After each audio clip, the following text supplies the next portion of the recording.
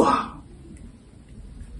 unamjua Mungu na ukawa unaufahamu, ukiwa vitani utakuwa hodari. Hautaiogopa hiyo vita, hautalia kwa ajili ya vita, hautakimbia nyumba yako kwa ajili ya vita.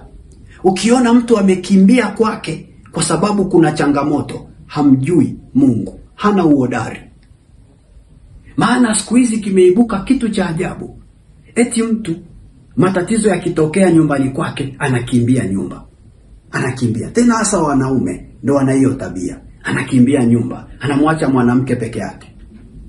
Sasa unajiuliza, huyu ndio baba, ndio kichwa cha familia, afu amekimbia. Kwa nani atatue hizo changamoto? Amjui Mungu, anafikiri yuko yeye tu kwenye hiyo vita, ndio maana amekimbia.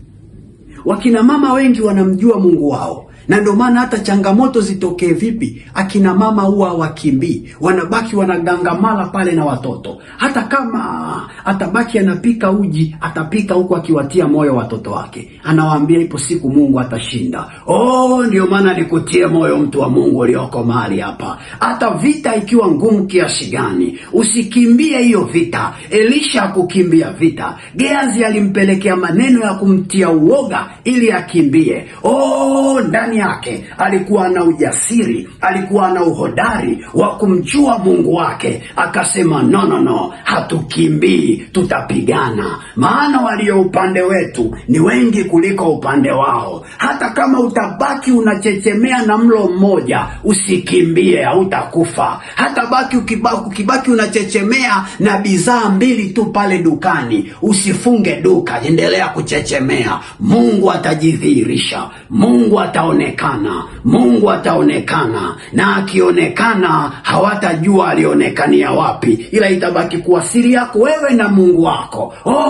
Pokea ujasiri na uhodari. Sema amen. Nyakati za sasa ni nyakati za uhodari. Ni mahodari wa imani ndio watakaotoboa. Hilo wingu likushukie mahala ulepo, ulegelege, toeka kwa jina la Yesu ndani yako. Toeka ulegelege wa imani, ujasiri ukuingie. Sema napokea kwa jina la Yesu. Nisikilize mtu wa Mungu, nimalizie tu kwa kukuonyesha maana ya hodari. Uhodari ni hali ya kuwa na imani inayokupa kujiamini unaweza yote, kwa sababu ndani yako una Mungu mkuu. Uhodari ni hali ya